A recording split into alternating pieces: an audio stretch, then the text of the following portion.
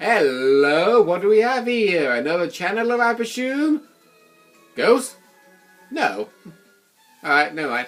Hello everybody, Shotgun into 1000 point for duty, welcoming you back to more Pokemon. Let's go Eevee!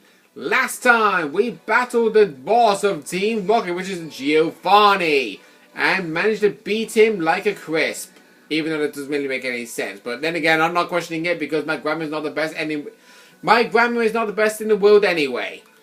This time, we've after rescuing Cubone, we're going to be seeing if he is found inside the Pokemon Tower because we were told that he went back into Lavender Town. So we're obviously going to be getting our search to see if we can find him. Well, find him, her, it, whatever. We don't even know if it's a he or a her or whatever, but you do still feel sorry for the Cubone nonetheless. Because he really does miss his mum.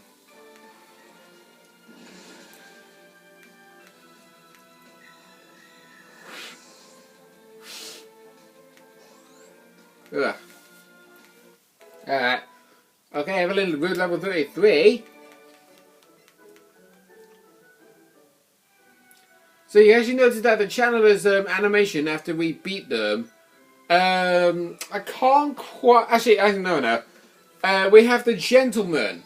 When we battle the gentleman, he launches back and then puts his hand over his face and makes a funny look. Well, these channelers do the exact same thing, except they don't, like, you know, show their teeth. Like, it's like, ugh, I show you my teeth. I'm gritting them after battling defeat. Or somewhat, I don't even know. But these ones, they just have their mouth wide open. But yeah, you can tell these channelers are known to be a joke. When I played this game for the very first time, I actually didn't use a Gyarados. Because I wanted to experiment using a Pokemon that I very, very rarely use in a story playthrough, where one of them was known to be Ninetales in Let's Go Eevee, but Ponyta and Rapidash or whatever in Let's Go Pikachu. I did use particular Pokemon, and neither Pokemon that I had on my team was eligible to help to battle these challengers. Channelers, sorry. But you still get what I mean. Well, actually going up the stairs. Okay. This is the second to last floor. Now, you probably might think that it's going to be a very long... Join you? Oh god, I'm not joining you. Gee, you can think again. Ugh. But honestly, yeah, like I say, these channelers will always use ghost-type Pokemon, and the only ghost-type Pokemon in the game are Ghastly, Haunter, and Gengar. And I think you can pretty much tell that people did not like the idea of battling these Pokemon based on the fact that, well, Dark-type Pokemon were known to be special attackers, but what's actually kind of strange about this is the fact that Ghastly, Haunter, and Gengar, like I mentioned with them, they are ghost, poison-type Pokemon. And yes, ghost types and poison types were known to be physical attackers in the game in Gen 1, 2, and 3. But the fact is, Gengar was a huge special attacker, but it was given 2 types known to be on the physical side, and we cannot proceed further onwards. Oh my god. Go back, Ghastly. Please. Oh, there's a Haunter. I think I ran into Ghastly instead. Yeah, I did.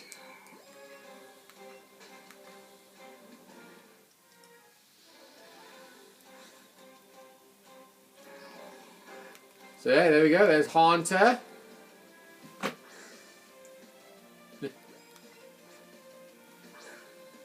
Oh, you're being a sly one, aren't you? Hey, no. Nana berry. That'll freeze you in your tracks. And I still got in him. There we go. Oh. That did not work. Alright. Alright, we use another Nana berry before he moves. There we go. And we'll also change our Pokeball to the Ultra Ball.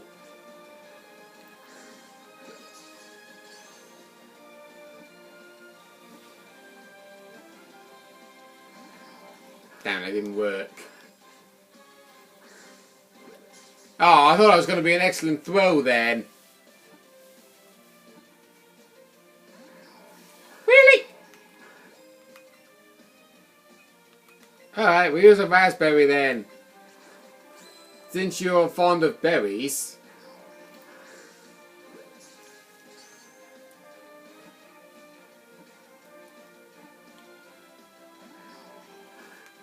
Okay, I guess you don't like that berry then. What about a pineapple berry? Do you like a pineapple berry? No? Alright. Goodbye. But honestly, yeah. Instead of going all the way down the Pokemon Tower to go to the Pokemon Center to heal up a Pokemon, yeah, try and say Pokemon too many times in one sentence, you can actually stand in this very weird looking thing in the middle of the room. Just stepping in this will automatically heal up all your Pokemon.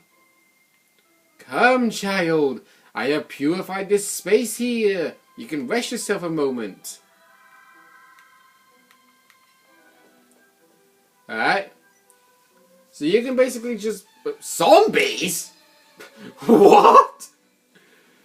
I mean, imagine if there was actually a Pokemon known to be a zombie kind. That would be really, really freaky. Ugh. In fact, if there was actually to be a zombie-like Pokemon, you probably might think it might be a ghost type, but I probably think it might be a dark type actually, because they only show up in the nighttime, and they are not necessarily spirits of the dead. They're just basically like,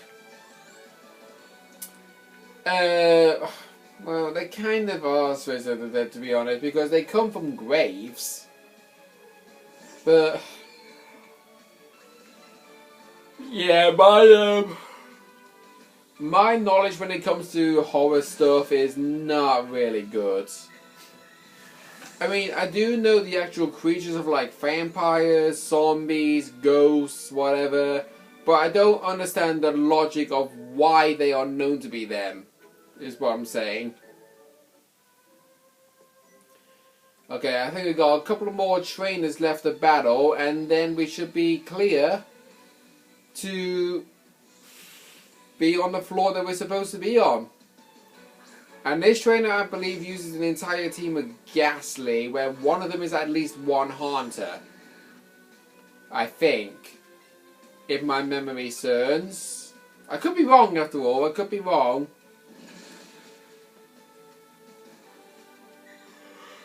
Oh dear.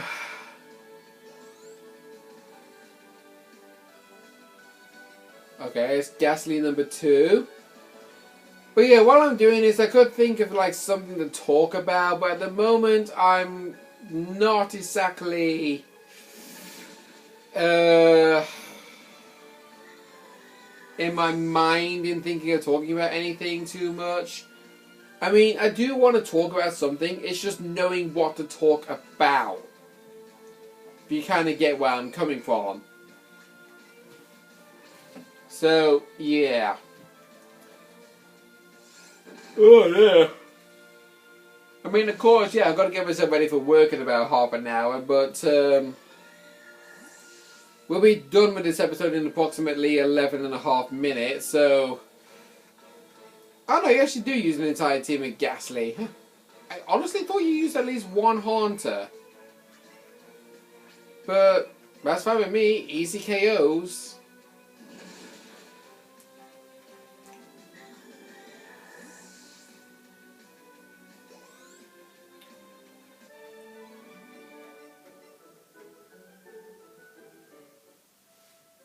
Alright, let's pick up this item which contains an Ice Stone. we were actually able to buy these in Celadon City. If you got a Vulpix, went to a trainer in the Pokemon Center in Celadon City and traded that Vulpix for an Alolan Vulpix, you would be able to evolve that Vulpix with the Ice Stone. Same thing for Sandshrew. If you catch a Cantonian Sandshrew and then trade it to somebody in Celadon City, they will give you an Alolan Sandshrew that's known to be an Ice Steel type, and you have to use an Ice Stone on him to evolve. Alright, we will give you your Tammy? Alright. But honestly, yeah, with me having a Gyarados, this is kind of making the whole battles in the Pokemon Tower look like a joke, because, like, easily said and done, they die in one hit.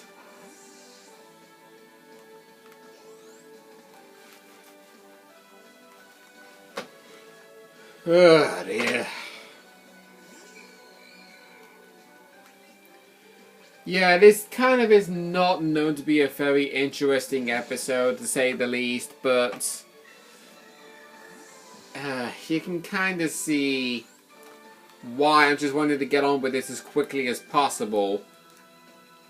And no, it's not because of me wanting to get ready for work. It's because I'm wanting to get this done quickly. Because, as you can tell by me yawning, that the current situation here, right now, is proving to be pretty boring. And I can tell you probably might be skipping through this because you don't really want to see me battling trainers over and over again. Yes, certain trainers were easily avoidable, but I still like to battle them nonetheless. Because, like I mentioned, I like playing games that prove to be a challenge. If it's not a challenge, then I stop playing it in a matter of 5 or 10 minutes after playing through the story a little bit.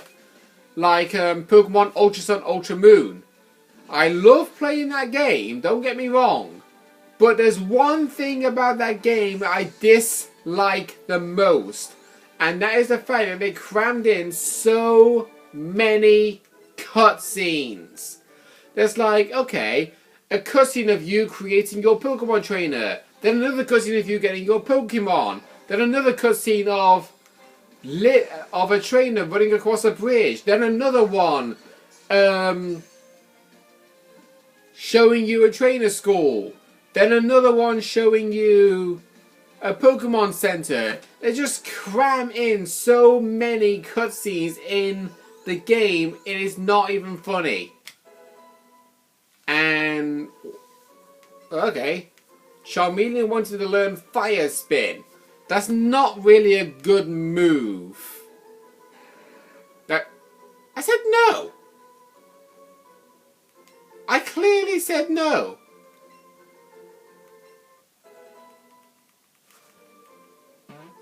Oh dear. Squeaky chair today. So yeah, there we go. There's Haunter's stats. By licking, it saps the victim's life. It causes shaking that won't stop until the victim's demise. Oh. Okay. Actually, just for curiosity's sake, what are... Actually, did we look at that as summary? I don't even recall remembering. That's okay. Naughty Ghastly. No wonder. An hardy Haunter. Oh dear. Though, you actually recall remembering when I caught that shiny Rattata? Try catching a shiny Ghastly. I mean, I'm not going to like question it too much. I mean, shiny Ghastly is honestly really cool. Because the purpley fog that goes around him, it changes colour from purple to blue. And then when it evolves into a Haunter, his tongue becomes a blue. But when it evolves into a Gengar, it just takes all that fun and exciting shiny look away because it just looks exactly the same as a normal Gengar. Be gone! Be gone, intruders!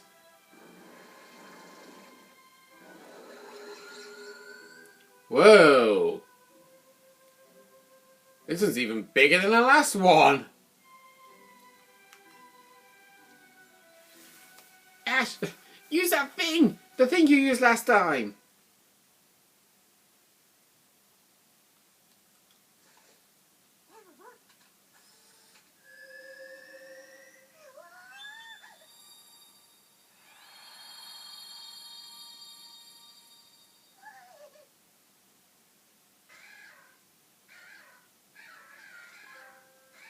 Aww.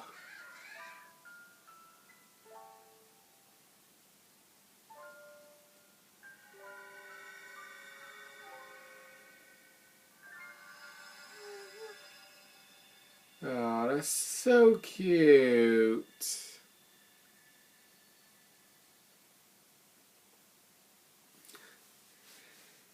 Yeah, seeing moments like that just make you want to burst into tears. That is just so adorable.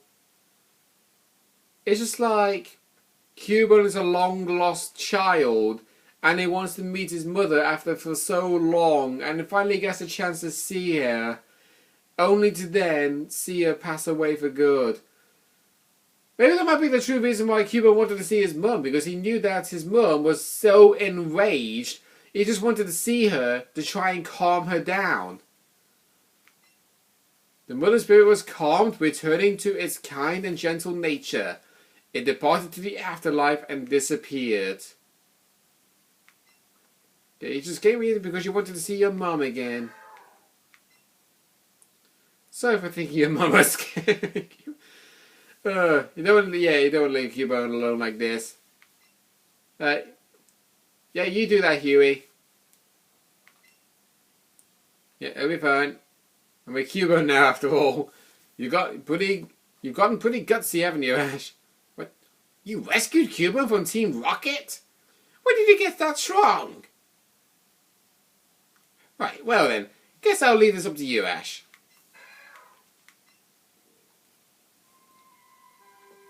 But honestly, yeah, that is adorable. I'm not going to question it. Anyway, after that cutscene, we got a rare candy. And whoa, an haunted god in the stairs! Oh god. It's like, okay, we're going to go to the top of the roof. Oh no, you don't! Oh dear. Right. Oh, yes. I was actually meant to take Ghastly and Haunter out of my Pokémon box. Right. Remove from party. Remove from party. And of course, same thing again. We're going to be using Evelyn and Gyarados. And hey, look, we found 2 shiny Ninetales. No, not really, yeah. But honestly, that does look like shiny Ninetales in those statues. Stop right there. We'll be going first. With that spectre out of the way, we can finally get to the top. You're the old geezer they call Mr. Fuju, right? You're going to be repeating your Pokemon research for the glory of Team Rocket. Ignore us all you like. We're used to it. We won't take no for an answer. You'll help the boss whether you want to or not. Grants here thinks he can resist, so we're setting him straight. You better disappear. So yeah, once again, they're battling another Weezing and an Arbok.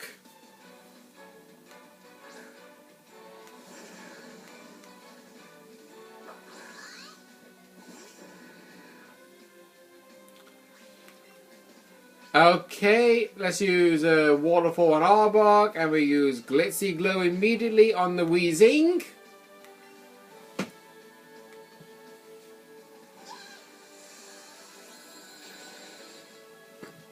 Just one more of them, and Weezing should be down.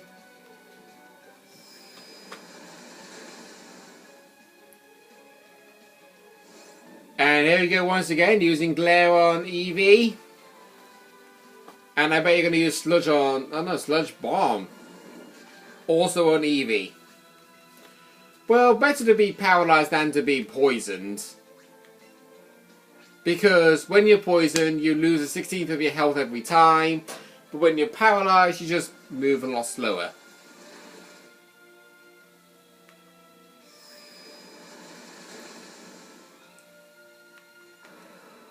Okay. Well, it didn't take us long to knock out that Arbok.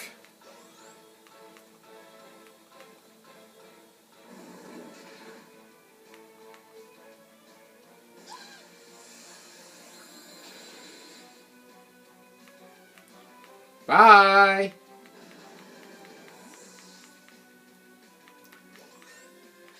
Hey, Bruce leveled up again! Nice! Do you get to learn a new move? No. Oh, I'll regret this, will I? Go on. Leave. Thank you.